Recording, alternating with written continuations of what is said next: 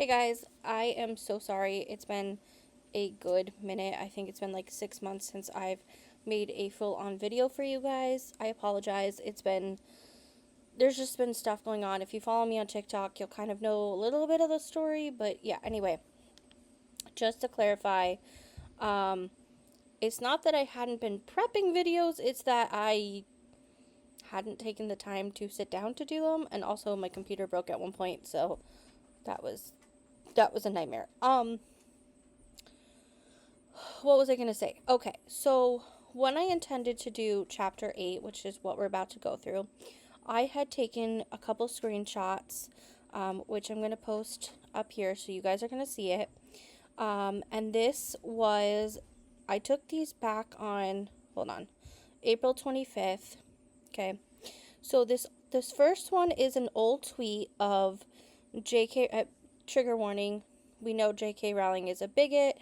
Here are just some screenshots, and my whole point of the annotation of her series was to show that you can't separate the art from the artist. Okay, and we're gonna go through other books at some point. Like I said, I had intended to do a lot of things, and I just didn't catch up on it. So J.K. Rowling wrote on October 17th, 2023. This was a tweet. I'll happily do 2 years if the alternative is compelled speech and forced denial of the reality and importance of sex. Bring on the court cases, I say. It'll be more fun than I've ever had on a red carpet. So what she's saying is that she denies transgender. She is a TERF, okay? She doesn't think that transgender women are women or transgender men are men. She really thinks that it's more of what a lot of people think is a mental illness. And I'm not going to say that there aren't. Let me rephrase that. I'm going to say this, okay? A lot of people go through mental health issues. That does not mean it is because they are transgender. Okay, making that clear. A lot of people also go through body dysmorphia, including the transgender community. And in part, I think that has a lot to do with it. But if you actually look at the research, if you actually pay attention, there are a lot of things that the chemical balance in your brain and the way that your brain is wired reflects your gender. Now, I'm going to say this, right? Sex and gender are two different things. Sex, you are biologically born with, right? Gender is what you identify with. Now, yes, you could be born biologically female and then transition into a male, right? That's what I was. There's no denial of that, right? They identify as something. In the essence of the community, right, as a whole, there is no harm. Are there going to be individuals within that community that have done harm? Of course, right? That goes to any community. But we cannot reflect the entire community on these individuals. I also want to say that the transgender community has been targeted by a lot of different people. Transgender people have existed throughout time, right? Yes, with science and updated surgeries and all that, there are different things that people do, but this is not new. Okay, the concept of being transgender is not new. And a lot of organized religions tend to demonize things that they don't understand, things that don't communities that don't conform to their thinking, right? And I'm saying this specifically because J.K. Rowling is known to be Christian, okay? And within her books, we've kind of talked a little bit about it, there have been themes of that. Now, of course, yes, there is also a lot of paganism and Wiccan and all this stuff. She's done research. But I also want to remind people, when Harry Potter originally came out, right, Christians were against it. A lot of people were against it. For different reasons, okay? Very, very different reasons. J.K. Rowling herself has also stated that royalty she gets from things like her books, the video games, the movies, the now TV show, go to organizations that do not support but actively do harm against transgender people. Okay? And that is why we have to not separate the art from the artist. There are going to be plenty of other people we're going to talk about in terms of that, right? For example, Norman Mailer, right? Hold on. I forgot what he stabbed one of his wives. And yet his books are extremely well known, right? He was a journalist. But does that mean that, let me rephrase this. There are plenty of artists, writers, actors, singers, songwriters who have done harm. Great example being in modern day is like Chris Brown, right? Despite what Chris Brown did, his constant harm, his domestic violence towards Rihanna, people still support him, right? And I think it's a very personal decision. Same thing with J.K. Rowling, right? Another person that had done harm was, I believe, hold on, let me just double.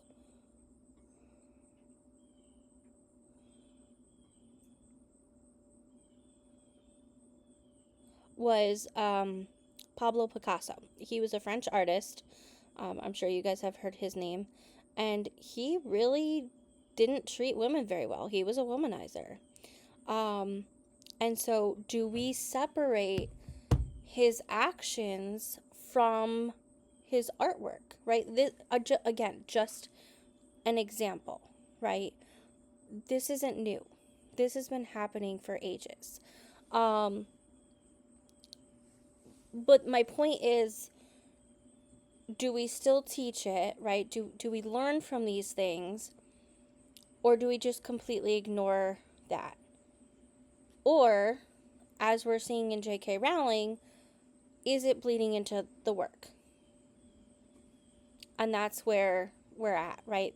That's why we can't separate the art from the artist, especially when the artist is still very much around. She's very much alive and constantly says harmful things and is constantly donating and supporting organizations that go against other people's human rights.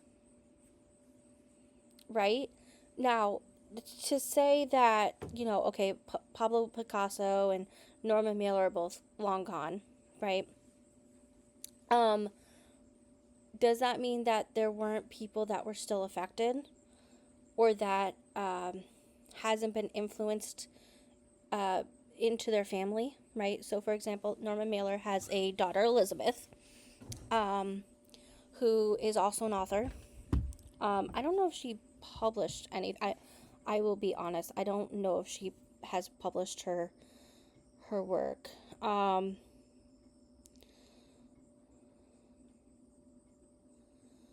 Let me just double check. I'm sorry, guys.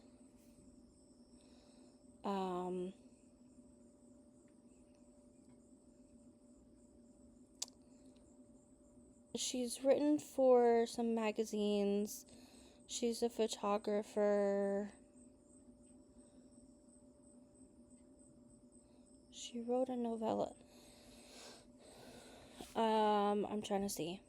Yeah, she does have a published book. Okay. I know she's also working on her memoir. But she talks about um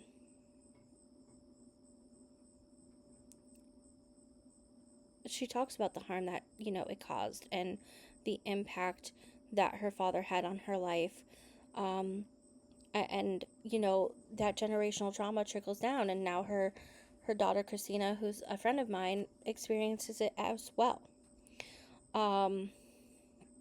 Okay, that being said, there have been plenty of other people who have come out against J.K. Rowling. So for example, back in April, Pedro Pascal called J.K. Rowling a heinous loser after she celebrated the UK Supreme Court's ruling regarding trans women's legal identities. And I'm going to say this, if you are against trans people, I don't like you. I think you're turf. What has their human rights done to you? How does them having legality in their identity have anything to do with you? Okay, moving on, because that's been a very long intro of everything that's kind of happened, and there are other things, but we'll talk about that in other chapters. But anyway, moving on, chapter 8. So we are just about midway, and I'm going to go through this. So first of all, in this chapter, Harry has his first set of classes, and majority of the chapter talks about his first potions class. So first of all, that's mainly where we're going to focus. I'm just going to say there are a lot of themes that we're going to go through. A lot of these themes are kind of like a setup to the future, to future books. A lot of them have deeper meaning, which I think is really important if you're an author, if you're a writer, to finding those. They're like Easter eggs, just like we talk about in, when I do my movies. There's those little references. It's the same thing. So I will give her credit on that. But we are going to discuss some other things, right? So number 1, Snape called Harry Potter a local celebrity. I understand what it was coming from, right? You're a child that something terrible happened to you, right? You were all over the news. People are talking about your name. Does that make you a celebrity? I guess it technically does. But it's, I don't know, maybe it's just me, but like even in reality, when someone goes through something and like your name is in the news, right? And you have no control over it, does that make you a local celebrity? I just feel like especially the way that Snape is, right, towards Harry, especially in the first, like, 5-6 books, right? We know that there's, like, this level of despise, this level of hatred for him. And I think in part it's because Harry looks just like James. That's number 1. His father. James Potter fell in love with Lily, and Lily fell in love with James. They got married. They had baby Harry. And we know, well, if you've read the books, you know that Snape was in love with Lily, Harry's mother. Now, if you go into the future, sorry, we're pausing here. If we go into the future and we know the extent of everything that happened, we're going to see this a little bit in the future too, right? In this book. Snape, although has this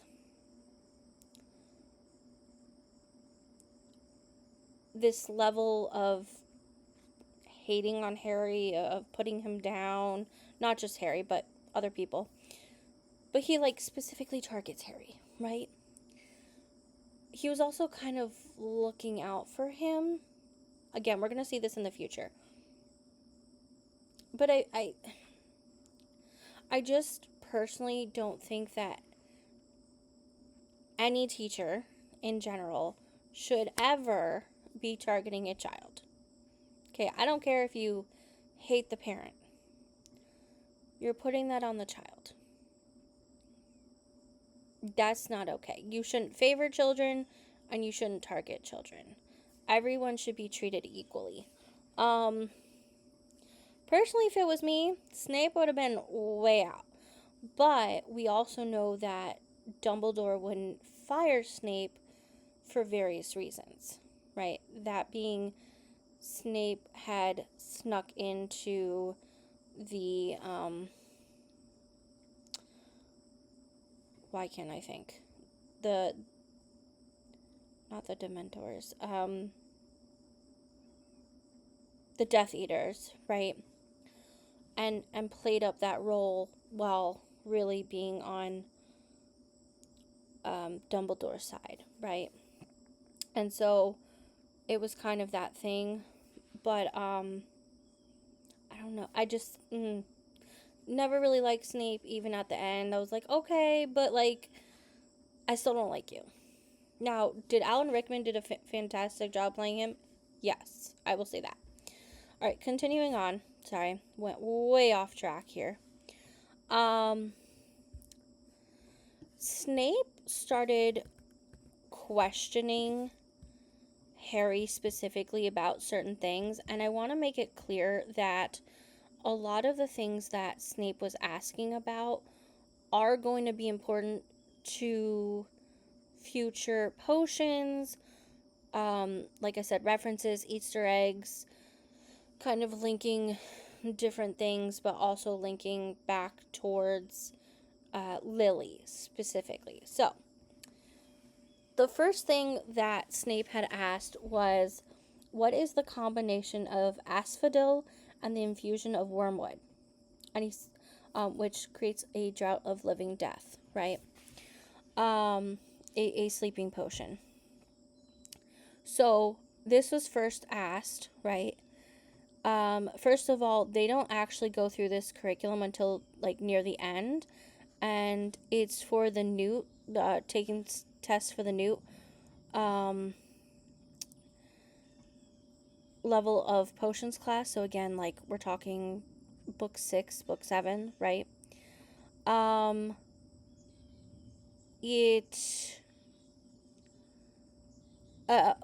This is important for the future, right? Future use. But also, I want to make note, asphodel root and wormwood. Hold on.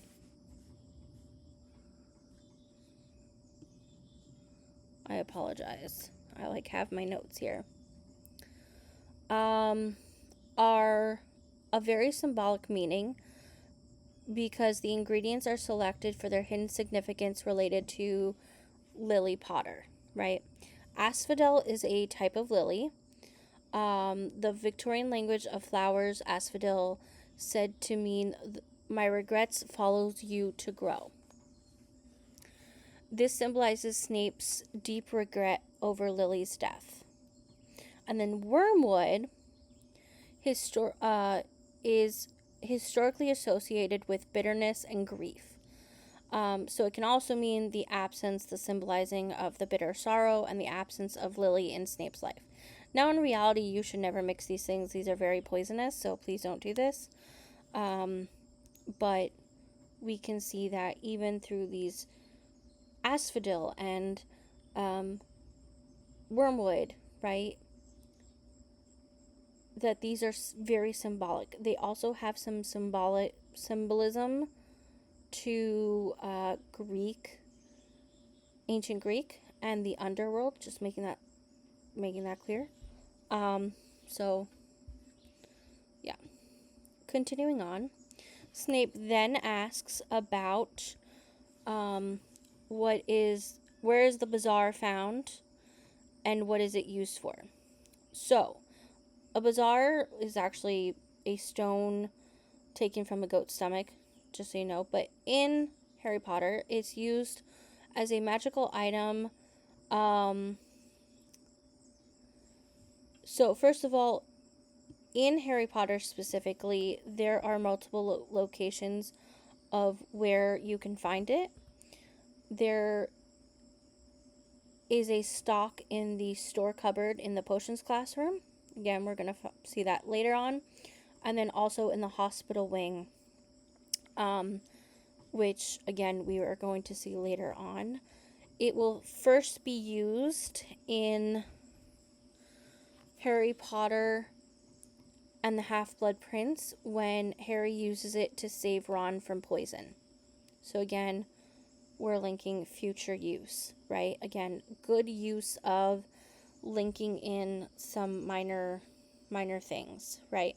I know it seems minor, right? Like, but this is important. These are references. Then lastly,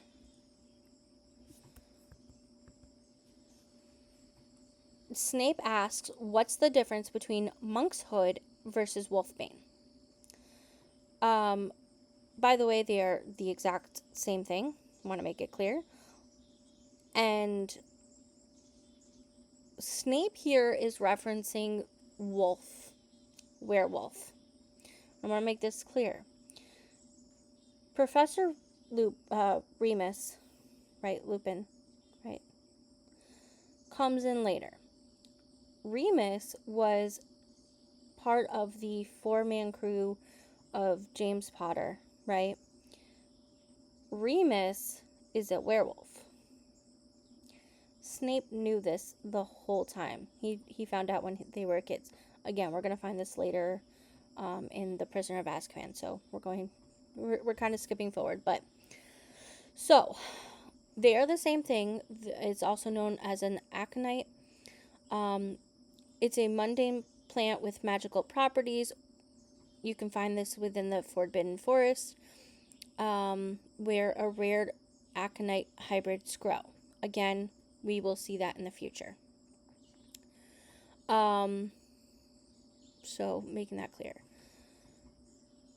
Snape also tends to really pick on not just Harry, but Neville. And there's a running theme with Neville. I want to make this clear. Neville was very known for being clumsy and always ending up in the hospital wing. In, like, every book multiple times, okay? Like, I just want to make that clear. Alright. The last part of this chapter, Harry and Ron go to see Hagrid at Hagrid's hut. Although there is mention of Fang and all that, I want to make two very important notes in their discussion. Number one, Hagrid asks Ron about Charlie and how he's doing. Charlie is Ron's older brother, I believe he's the one that deals with dragons, right? And I think, let me just double check. Charlie Weasley job. Yeah, so he was a dragon trainer in Romania. Now again, I want to make this clear. This comes up in the future. Because you have Norbert, right, who's going to be born in the future to Hagrid. Norbert is a dragon. Number two, we see in the fourth book, The Goblet of Fire, we actually meet Charlie for the first time himself, right? And we see the dragons. So again,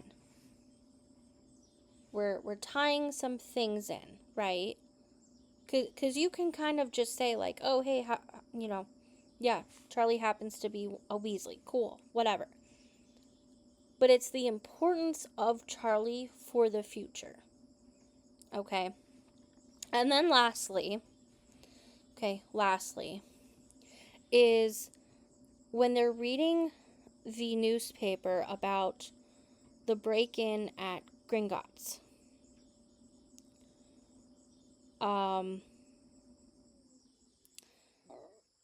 It's important because the vault is 713.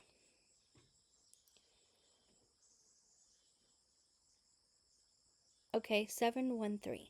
If you switch that 1 and that 3 around, you get 731. On July 31st, 1991, which was Harry's 11th birthday, keep that in mind, they went to the vault to get out the Sorcerer's Stone.